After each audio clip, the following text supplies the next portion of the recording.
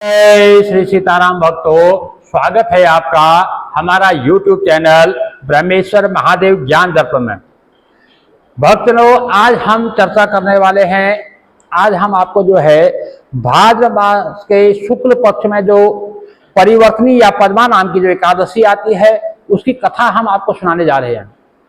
भक्तों, यदि आप हमारे चैनल पर नए हैं, अभी तक आपने हमारे चैनल ब्रह्मेश्वर महादेव ज्ञान दर्पण को सब्सक्राइब नहीं किया, सब्सक्राइब कर लीजिएगा। वीडियो आपको अच्छी लगे तो लाइक कीजिए, ज्यादा से ज्यादा लोगों तक शेयर कीजिएगा। भक्तों, धर्मराज ऋषि जी ने भगवान श्री कृष्ण जी से पूछा कि नवसते पक्षे तो किंग नाम एकादशी हुए को देवो विस्तश्चा किंग पुण्यं च बधस्व मनो। अर्थात भगवान श्री धर्मराज जी कहते हैं कि हे केशव, कि भादों के शुक्ल पक्ष में एकादशी का जो क्या नाम है, उसकी विधि कैसी है और उसका पुण्य क्या है, सो आप मुझसे जो है विस्तार से कहिए। तो भगवान श्री कृष्ण जी बोलते कि हे राजन, इसका बहुत बड़ा पुण्य है और स्वर्ग और मोक्ष को देने वाली और सब पापों को हरने वाली है। ये जो है बहुत ही उत्कृष्ट और ये वामन एकादशी है। उसका जो है विस्तार से इसका जो वृतांत है, इसकी जो कथा, इसका महात्म्य है, वो मैं आपको कहता हूं।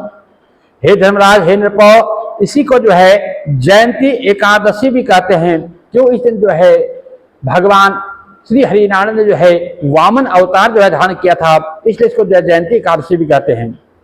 इस कथा को जो है श्रवण मात्र से ही सब पापों का जो है क्षय हो जाता है, इसमें कुछ भी संशय नहीं है।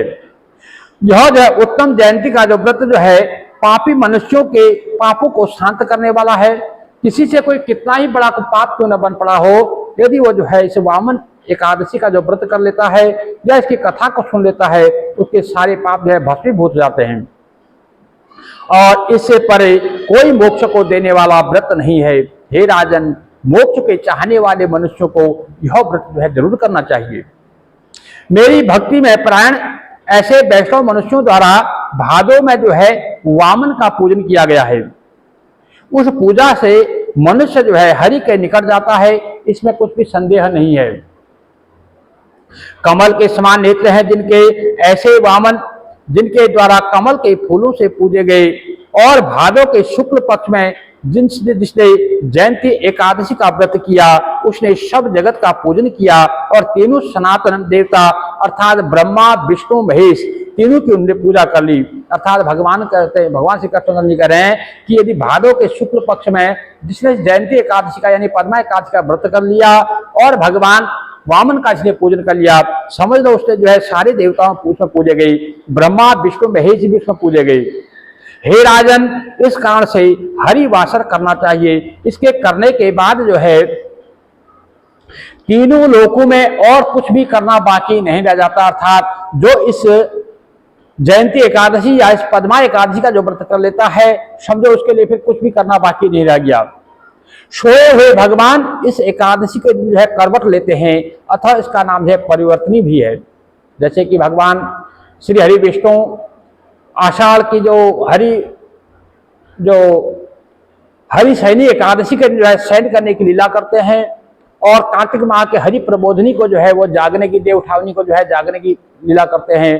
तो इसलिए जो है इस भादव के जो शुक्ल पक्ष एकादशी आती है, इस दिन जो है वह सोए सोए करवट बदलते हैं, इसलिए इसका नाम जो है परिवर्तनी एकादशी भी रखा गया है। तो धर्मराज ऋषि जी बोले कि हे जनार्दन, मुझे बड़ा संदेह है, उसे आप सुनिए। हे देवेश, भगवान कैसे सोते हैं, कैसे अंग परिवर्तन करते हैं, अर्थात कैसे वो करवट लेते हैं। हे देवेश, बलि नाम के असुर को किस लिए बाधा। हे जनार्दन, चतुर्मास व्रत करने वाले मनुष्य को के लिए कौन सी विधि है, कौन सा व्रत है। हे प्रभु, हे जगन्नाथ, भगवान के सोने पर मनुष्य क्या करते हैं, यह सब मुझे विस्तार से कहें और मेरे संदेह को दूर करें।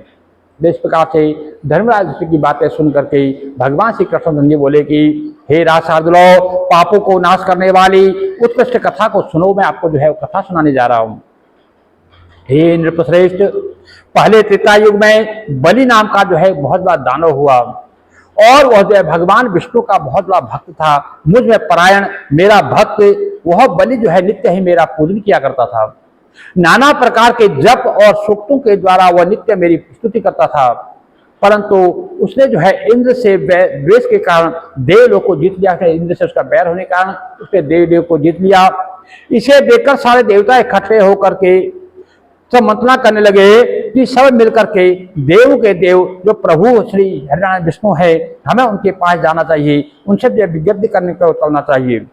इसके बाद जो है देवऋषियों के साथ इंद्र प्रभु के समीप गए और मस्तक भूमि में लगा करके इंद्र द्वारा जो है सूक्तों से भगवान श्री हरि विष्णु अर्थात भगवान कह रहे कि मेरी इंद्र स्तुति की गई। देवताओं समेत देवगुरु बृहस्पति द्वारा भी बहुत प्रकार से मेरे पूजा गया। उसके बाद वामन रूप होकर मैंने 5वां अवतार लिया। तब सब ब्रह्मांड में व्याप्त ऐसा उग्र रूप धारण करने वाला जो मैं बालक, उसके द्वारा वह बलि जीता गया। युधिष्ठिर बोले कि हे देवेशौ, वामन रूप द्वारा वह असुर कैसे जीता गया? वह मुझसे जो है आप विस्तार पूर्वक कहो, मेरे मन में बड़ा संशय पैदा हो रहा है। तो भगवान श्री कृष्ण बोले कि हे ब्रह्मचारी रूप बालक द्वारा जो है प्रार्थना की गई बलि से कि मुझे जो है 3 पग भूमि जो है दान में दे दो। जो वामन भगवान थे वो बालक रूप में उसने बलि से कहा मुझे जो है 3 पग भूमि चाहिए। तो हे राजन, मुझे वह राजा बलि जो है 3 पग भूमि देने पर तैयार हुआ। संकल्प मात्र ही से बहुत त्रिविक्रम की देह बहुत ही बढ़ गई, अर्थात जो वामन भगवान जो बालक रूप थे वह बहुत बड़े हो गए, बहुत विशालकाय हो गए। भूलोक में तो उनके जो है पूरी पृथ्वी पर उनके पांव किए और भूलोक को जो है जंघा किया। स्वर्गलोक में अपने जो कमर को रखा और उसके महरलोक में पेट को रखा, जनलोक में जो है हृदय और तपोलोक में जो है कंठ को रखा और सत्यलोक में अपने मुख को स्थापित करके उसके ऊपर जो है अपने सिर को स्थापित किया। उस समय चंद्र, सूर्य आदि ग्रह और नक्षत्रगण और इंद्र समेत देवता सब शेषनाग आदि देव वेद से उत्पन्न नाना प्रकार के सूक्तों द्वारा जो है मेरी स्तुति करने लगे। ऐसा जो है भगवान श्री कृष्ण जी युधिष्ठिर जी को बता रहे हैं। तब मैंने बलि का हाथ पकड़ करके ऐसा कहा कि 1 पग में तो मैंने तुम्हारी सारी पृथ्वी माप ली, दूसरे पग में स्वर्ग को माप लिया। हे निष्पापो, अब मैं 3रा पग अपना कहाँ रखूं? जब मैंने ऐसा कहने पर बलि ने जो है अपना मस्तक झुका दिया और बोला कि आप जो है 3रा पग मेरे सिर पर रखो। इसके बाद मैंने उसके मस्तक पर अपना 3रा पैर रखा और वह दानव जो है पातालोक को, उस दानव को मैंने पातालोक में भेज दिया। उस बलि का विनय देख मैं प्रसन्न होकर बोला, हे मानद, निरंतर मैं तेरे समीप वास करूंगा और तू भादव के शुक्ल पक्ष में जो परिवर्तनी एकादशी जो आती है तो उसका व्रत कर। उसके व्रत का प्रभाव से जो है मैं हमेशा तेरे पास रहूंगा। और वहां पाताल में मेरी एक मूर्ति बलि का आश्रय लेकर के स्थित है और दूसरी जो है उत्तम क्षीर सागर में शेषनाग की पीठ पर जो है मेरी मूर्ति स्थापित है। जब तक कार्तिक आता है तब तक ऋषिकेश भगवान जो है शयन करते हैं। उनके शयन के समय जो पुण्य होता है सो सब पुण्यों में उत्तम पुण्य होता है। हे राजन, इस कारण से महापुण्य पवित्र और पाप को हरने वाली यह एकादशी का व्रत जरूर करना चाहिए। इस एकादशी के दिन सोए हुए भगवान करवट लेते हैं और इसलिए इसका नाम परिवर्तनी है। इसमें तीनों लोग के पितामह जो देव के देव है उनका पूजन करना चाहिए, दही का दान करना चाहिए और चावलों के साथ जो है चांदी का दान करके रात्रि में जो है जागरण करके मनुष्य जो है पापों से मुक्त हो जाता है। मनुष्य को चाहिए कि इस दिन जो है जो पद्मा एकादशी का जो व्रत करे, उस दिन दही का दान करे, चावलों का दान करे, चांदी का दान करे और रात्रि में जागरण करे। जो ऐसा करता है वो सारे पापों से जो है मुक्त हो जाता है। हे राजन, इस प्रकार जो सब पापों को हरने वाला और भक्ति मुक्ति को देने वाला शुभ एकादशी का व्रत करता है वह देवलोक में प्राप्त होकर चंद्रमा के समान जो है शोभित होता है। और जो मनुष्य पापों को हरने वाली इस कथा को सुनता है वह मनुष्य जो है 1000 अश्वमेध यज्ञ के फल को प्राप्त होता है। अर्थात श्री भगवान श्री कृष्ण जी कह रहे हैं जो इसकी कथा मात्र को सुन लेता है, समझ लो उसने 1000 अश्वमेध यज्ञ कर लिया। तो इसलिए जो है इसकी जो है पूजन करना चाहिए, इस जयंती का एक व्रत करना चाहिए और इसकी कथा जरूर सुननी चाहिए। भक्तों, ये जो कथा है ये स्कंद पुराण से ली गई है, क्योंकि हम जो भी कथा यहाँ पर सुनाते हैं ये किसी न किसी पुराण पर आधारित होती है। हम कोई मनगढ़ंत कथा नहीं सुनाती है, जो किसी न किसी पुराणों से ली हुई कथा ही जो है हम आपको सुनाते हैं। भक्तों, इस प्रकार से मेरा सभी भक्तों से अनुनय विनय रहता है कि जो है जो एकादशी का जो व्रत है ये व्रतों का राजा इसे कहा जाता है। ये जो है स्वयं भगवान श्री हरि विष्णु के जो है अंश से उत्पन्न हुई, इसलिए जो है इसका पूजन जो है एकादशी का पूजन जो है भगवान विष्णु का ही पूजन समझा जाता है।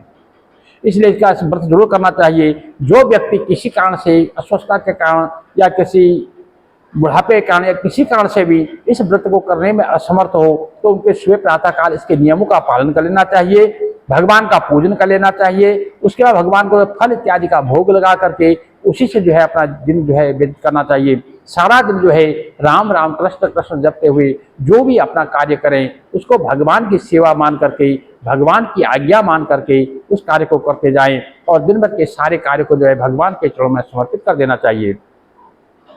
क्योंकि इस दिन जो है सात्विकता पवित्रता का खास ध्यान रखना चाहिए, झूठ चुगली फरेब इत्यादि से बचना चाहिए और संयमित रहना चाहिए। ब्रह्मचर्य का खास कर इसमें पालन किया जाता है।